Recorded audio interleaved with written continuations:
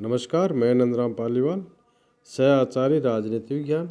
आज इस वीडियो में शुक्र के अनुसार न्याय, न्यायपालिका और दंड संबंधी क्या विचार है, इसके बारे में चर्चा करेंगे। तो इसके अंतर्गत पहला बिंदु आता है कि राजकीय दायित्व के रूप में न्याय। शुक्र नीति में न्याय को राज्य का प्रमुख दायित्व माना गया। दुष्टों का निग्रह और सज्जनों के पक्ष में सम्मान और संपदा के वितरण को ग्रंथ में राज्य का प्रमुख कर्तव्य माना गया। शुक्र ने न्याय के अवधारणात्मक पक्ष की उतनी विस्तृत व्याख्या नहीं की है जैसा कि कौटिल्य के अर्थशास्त्र और मनुस्मृति में उपलब्ध है। न्याय के संस्थागत और प्रक्रियात्मक पक्षों का ग्रंथ में सटीक विवेचन किया गया है। ग्रंथ में न्यायपालिका के संगठन, न्यायिक प्रक्रिया तब मुकदमों से संबंधित पक्षों के अधिकारों और दायित्वों का विस्तार से विवेचन किया गया है। अब न्यायपालिका। शुक्र ने न्यायालयों को दो मुख्य शाखाओं में विभक्त किया। प्रथम शाखा के अंतर्गत वे न्यायालय आते हैं जिनका निर्माण स्थानीय संस्थाओं के रूप में माना गया। न्यायालयों की दूसरी शाखा में उन न्यायालयों को स्थान दिया गया है जिन पर राज्य का प्रत्यक्ष नियंत्रण रहता है। इन न्यायालयों में कार्यरत न्यायाधीशों तथा कर्मचारियों की नियुक्ति राज्य की ओर से किए जाने की व्यवस्था की गई है। शुक्र द्वारा न्यायिक प्रक्रिया के अंतर्गत राजा एवं सभा का उल्लेख किया गया है तथा विशेष प्रसंगों में निर्णय में सहायता करने के लिए जूरी का भी उल्लेख किया गया। शुक्र नीति में राजा को संपूर्ण न्याय व्यवस्था का यानी स्थानीय और साधारण मुकदमों के अतिरिक्त प्रमुख निर्णायक अथवा सर्वोच्च अधिकारी माना गया। किंतु ग्रंथ में यह स्पष्ट कर दिया गया है कि राजा न्यायपालिका का केवल औपचारिक अध्यक्ष है। शुक्र द्वारा राजा से शास्त्रों के अनुरूप न्यायिक कार्यों को भली भांति देखने की अपेक्षा की गई है। ग्रंथ में न्यायिक निर्णय को सभासदों के परामर्श एवं शास्त्रों के प्रावधान के अनुसार संपन्न करने का परामर्श दिया गया है। राजा द्वारा अकेले ही सभासदों की सहमति लिए बिना निर्णय लेने के गंभीर दुष्परिणामों को भी उल्लेख किया गया है। शुक्र नीति में न्यायाधीश के रूप में नियुक्ति के लिए ब्राह्मणों को वरीयता दी गई है। शुक्र ने उपयुक्त ब्राह्मण के उपलब्ध न होने पर न्यायिक पदों पर शूद्र की नियुक्ति का स्पष्ट निषेध किया। ग्रंथ में न्यायाधीश के पद पर नियुक्ति के लिए आवश्यक योग्यताएं भी निर्धारित की गई हैं। इन योग्यताओं में वेदों का ज्ञान, इंद्रिय दमन, निष्पक्षता, तत्पर प्रकृति, उद्योग में रुचि, क्रोध रहितता को सम्मिलित किया गया। शुक्र ने तकनीकी व विशिष्ट प्रकृति के मामलों में तकनीकी व विशिष्ट ज्ञान रखने वाले विशेषज्ञों से निर्णय कराने का परामर्श दिया। अब विभिन्न न्यायिक निकाय और प्राधिकारी। विभिन्न न्यायिक निकाय और प्राधिकारी में पहला है सभा। शुक्र नीति में न्याय सभा का उल्लेख अनेक संदर्भों में किया गया है। ग्रंथ में इस सभा के संगठनात्मक व प्रक्रियात्मक पक्षों का चित्रण विस्तार से नहीं किया गया है, किंतु सभा के सदस्यों की योग्यताओं का उल्लेख किया गया है। ग्रंथ में कहा गया है कि सभासद को मुकदमा देखने की रीति को जानने वाला बुद्धिमान, चरित्रवान तथा गुणों से युक्त, शत्रु तथा मित्र के साथ समान व्यवहार करने वाला, धर्म को जानने वाला, सत्यवादी, आलस्य से रहित, क्रोध, काम तथा लोभ को जीतने वाला, प्रिय वचन बोलने वाला होना चाहिए। शुक्र नीति में जूरी अर्थात विचार सभा का भी उल्लेख किया गया है। शुक्र ने राजा को सुपरीक्षित व सुयोग्य व्यक्तियों को ही जूरी के रूप में नियुक्त करने का परामर्श दिया। मुख्य न्यायाधीश। शुक्र ने सभासद जूरी आदि को न्यायिक अधिकारी माना है। इनके अतिरिक्त एक पृथक न्यायाधीश की नियुक्ति का भी प्रावधान किया गया है।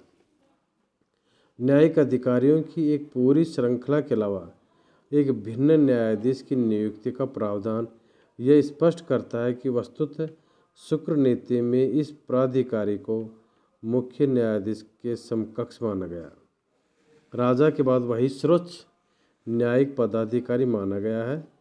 मुख्य न्यायाधीश की योग्यताएं निर्धारित करते हुए शुक्र ने कहा है कि इस पद पर ऐसा व्यक्ति नियुक्त किया जाना चाहिए जिसका विधि शास्त्रों का ज्ञान अत्यंत व्यापक व विशेष हो तथा जिसकी निष्पक्ष व निष्ठा संदेह से परे हो।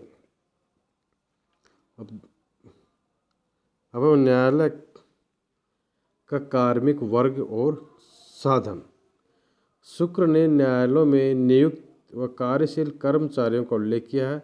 साथ ही न्यायिक प्रक्रिया से संबंध साधनों का भी उल्लेख किया। उन्होंने इस बात पर बल दिया है कि न्यायालयों को समुचित संख्या में कर्मचारी व साधन उपलब्ध करवाए जाने चाहिए। साधनों के अभाव में न्यायालय अपना कार्य सुचारू ढंग से नहीं कर सकते। अतः शुक्र का मत है कि वही न्याय सभा पवित्र होती है जिसमें मुकदमे के निर्णय के लिए समस्त आवश्यक साधन उपलब्ध हो। अब इसमें तीसरा बिंदु है राजा एवं न्यायाधीशों के लिए आचार संहिता। शुक्र नीति में न्यायाधीशों द्वारा मनमाने व्यवहार का निषेध किया गया है। साथ ही साक्षियों एवं वाद के पक्षकारों के कतिपय अधिकारों को संरक्षण दिया गया है। न्यायाधीशों की आचार संहिता के कतिपय प्रमुख बिंदुओं का उल्लेख इस प्रकार से किया जा सकता है। जैसे वादी व प्रतिवादी की बातों को भली भांति सुनकर सभासदों की राय से निर्णय लेना चाहिए। न्याय सभा के सदस्यगण एवं राजा को एकांत में वादी प्रतिवादी के कार्य को कभी नहीं देखना चाहिए और न ही उनकी बातों को सुनना चाहिए। राजा को न्याय करने के लिए अपने कर्तव्यों का समुचित पालन करना चाहिए तथा न्याय करने की प्रक्रिया में विभिन्न जातियों, श्रेणियों और कुलों की परंपराओं को मानते हुए निर्णय करना चाहिए एवं धर्म का पालन करना चाहिए। इसी में अगला बिंदु है न्यायिक प्रक्रिया के समय राजा अथवा न्यायाधीश को वादी के प्रति सम्मानपूर्वक आचरण करना चाहिए। वादी को भयमुक्त एवं आश्वस्त बनाए रखना चाहिए। लेखक द्वारा वादी प्रतिवादी द्वारा कहे गए वचनों को जैसा उन्होंने कहा है वैसा न लिखने पर राजा द्वारा उसे अविलंब चोर की भांति दंड देना चाहिए। न्याय सभा यानी जूरी के सदस्यों द्वारा भी वादी प्रतिवादी के बयानों को यथारूप न लिखे जाने अथवा उनकी यथार्थ व्याख्या न किए जाने पर उनको दंड देना चाहिए। सभासदों को सत्य बात सभा में अवश्य कहनी चाहिए। वादों का निर्णय प्रमाणों, विधि के प्रावधानों व साक्ष्यों पर आधारित होना चाहिए तथा लिखित, मौखिक व परिस्थितिजन्य साक्ष्य के आधार पर सत्य व असत्य का विनिश्चय किया जाना चाहिए। अब अपराध व दंड। शुक्र नीति में दंड व्यवस्था के विभिन्न पक्षों पर विस्तार से प्रकाश डाला गया है। दंड को परिभाषित करते हुए ऐसे उपाय को दंड माना गया है जिससे मनुष्य का भली भांति दमन होता हो। शुक्र ने दंड को ऐसा साधन माना है जिससे असत आचरण से निवृत्ति होती है। दंड के प्रभाव की मीमांसा करते हुए शुक्र नीति में कहा गया है कि दंड के भय से प्रजा अपने धर्म में निरत रहती है तथा विभिन्न प्रकार के अवैध, अनैतिक व समाज विरोधी कर्तव्य से विमुख रहती है। ग्रंथ में शासक को परामर्श दिया गया है कि वह दंड की शक्ति का उपयोग करने में असावधानी व शिथिलता न बरते। शुक्र नीति में प्रतिपादित दंड के सिद्धांत की प्रमुख विशेषताओं को निम्न प्रकार से कह सकते हैं अपन। दंड पारण में निष्पक्षता का हर परिस्थिति में पालन किया जाना चाहिए। अपराध करने पर गुरुजनों को भी दंडित किया जा सकता है। दंड की मात्रा और प्रकृति का निर्धारण अपराध की गुरुता और प्रकृति पर निर्भर होना चाहिए। दंड का पारण न्यायिक अधिकारी की निजी इच्छा, पूर्वाग्रहों अथवा मनोवृत्तियों से प्रभावित नहीं होना चाहिए। दंड के पारण में मानवीय संयोगों को नहीं अपितु तर्क, तथ्य, विधि के प्रावधान और साक्ष्य को ही अपराध आधार माना जाना चाहिए। दंड का पालन अपराधी से सिद्ध दोष होने के पश्चात ही किया जाना चाहिए। अपराधी को एक निर्धारित प्रक्रिया के द्वारा ही सिद्ध दोष घोषित किया जा सकता है। ऐसी प्रक्रिया में अपराधी को स्वयं को निर्दोष सिद्ध करने का पूरा अवसर प्रदान किया जाना चाहिए तथा समुचित साक्ष्य के आधार पर ही उसके दोष का निर्धारण किया जाना चाहिए।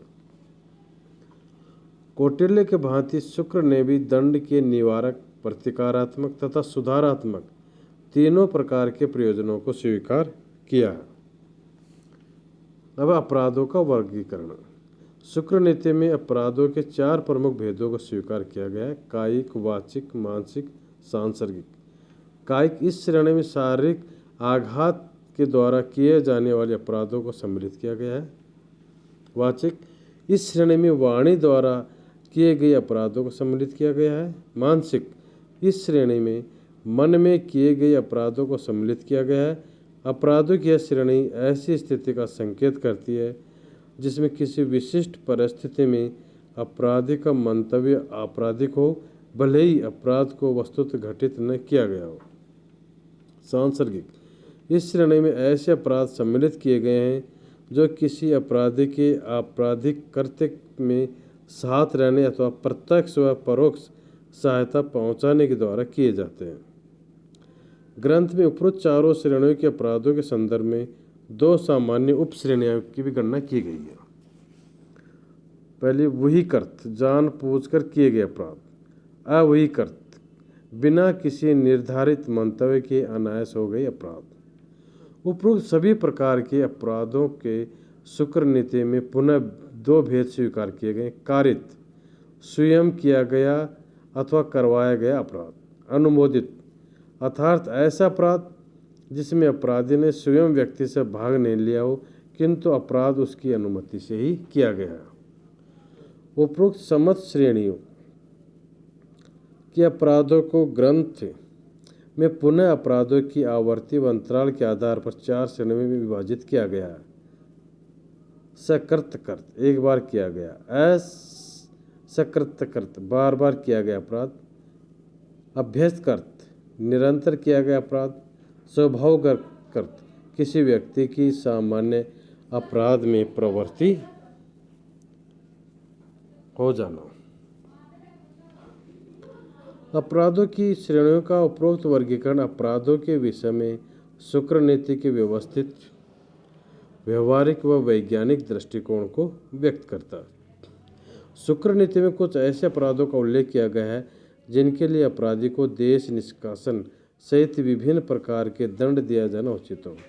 ऐसे अपराधियों की विस्तृत सूची प्रस्तुत करते हुए इस श्रेणी के अपराधियों में शराबियों, धूर्तों, चोरों, जारों, हिंसकों, वर्णाश्रम के नियमों का उल्लंघन करने वाले,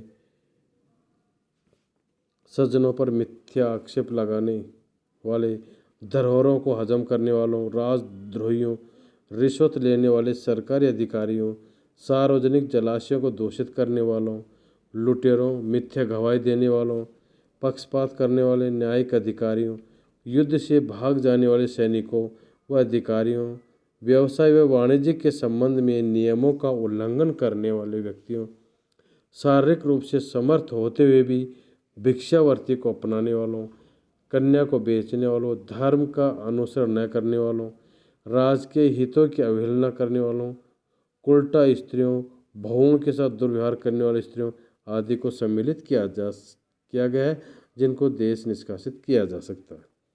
धन्यवाद।